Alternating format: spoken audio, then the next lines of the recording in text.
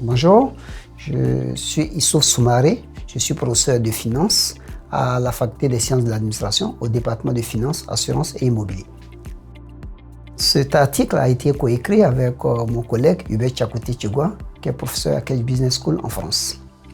Nous étudions l'impact de la décentralisation de l'approbation des prêts sur la portée des institutions de microfinance et la qualité de leur portefeuille de prêts. Nous utilisons un échantillon international de 374 institutions de microfinance qui sont réparties sur 70 pays et sur la période 2001 à 2012. Nous combinons plusieurs sources de données qui vont des données du Planet Rating pour les rapports de rating des institutions de microfinance et leurs structures de gouvernance aux bases de données de la Banque mondiale pour les données sur les pays de notre échantillon. La principale technique d'analyse empirique utilisée est la régression en panel qui prend en compte les institutions à travers le temps. Nos résultats suggèrent que la décentralisation des décisions d'approbation des prêts ou encore l'attribution du pouvoir décisionnaire à l'agent du prêt augmente la portée sans pour autant affecter négativement la qualité du portefeuille de prêt de l'institution de microfinance, surtout lorsqu'il existe des mécanismes de gouvernance efficaces en place.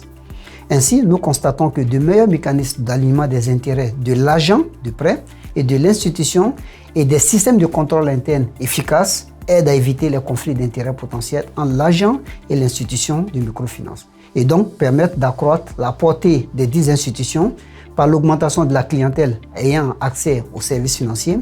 sans altérer la qualité de leur portefeuille de prêt.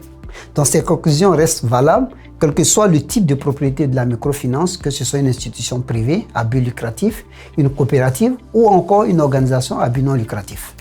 Les résultats de nos travaux ont d'importantes implications pour l'inclusion financière des populations exclues des systèmes financiers traditionnels.